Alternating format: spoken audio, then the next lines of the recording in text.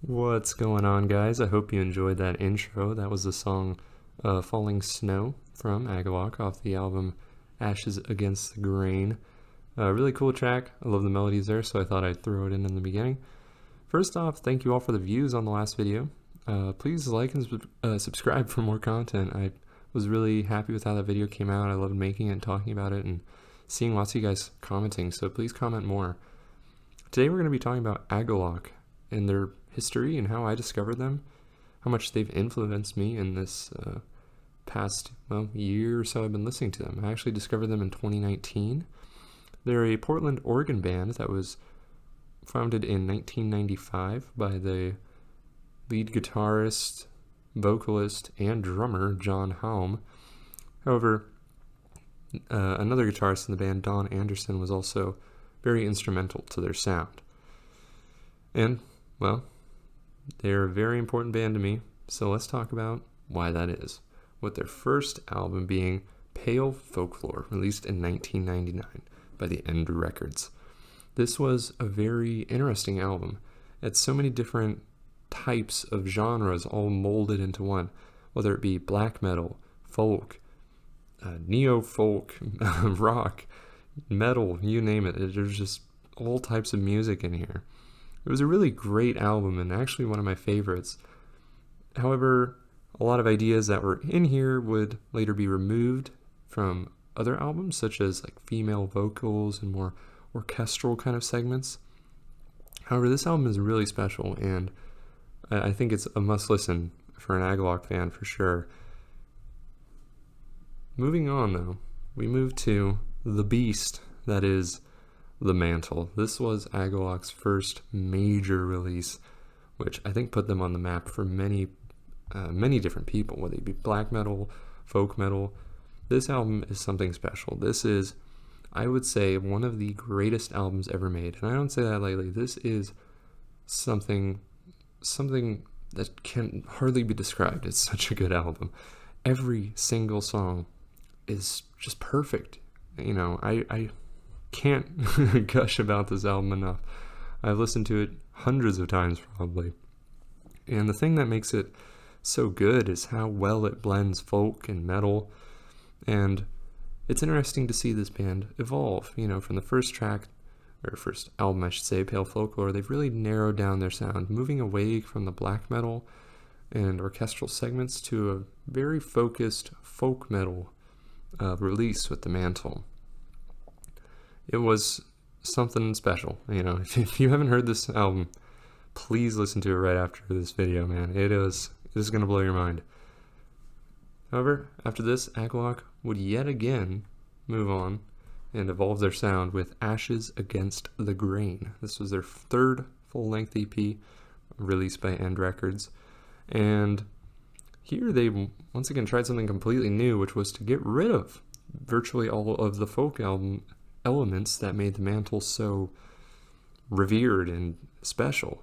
Here they went to a more metal electric guitar style, which would later actually be lamented by the frontman John Halm, who would say that this is the worst album they ever made, and clearly he doesn't like it, but I would say otherwise. This is a great album, but it is much more simple, much more easily digestible, but has some incredible tracks like Falling Snow, which I was playing at the start here, and not unlike The Waves, which is one of, if not their most popular songs. This is a really unique album, and I think John is a little too harsh on it, because I think this is a great work, but that's just my opinion.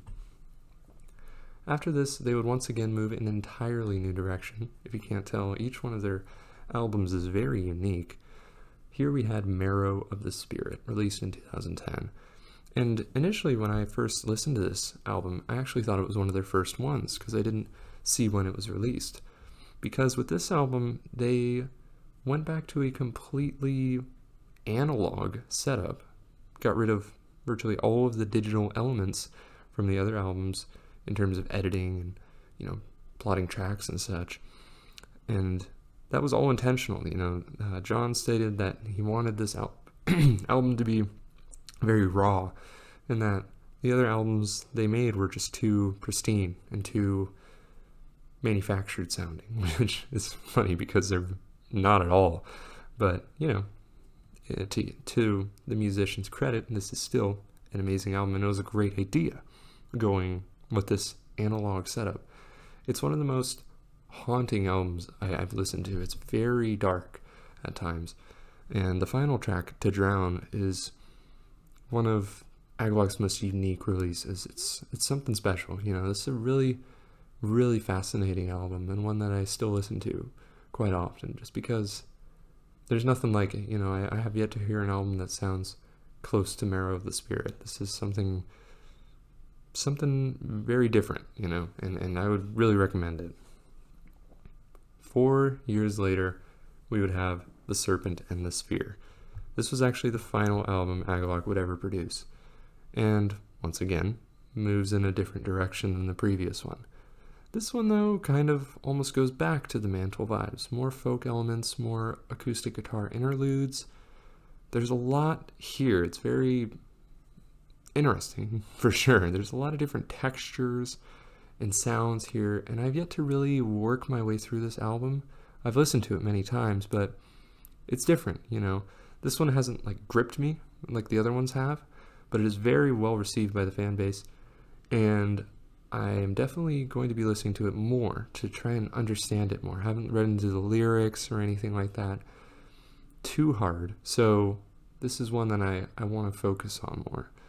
But it was a good way to end because, well, this was the end of Agalloch. In 2016, John stated that the band would be no more, simply due to a lack of inspiration and a feeling of needing a fresh start.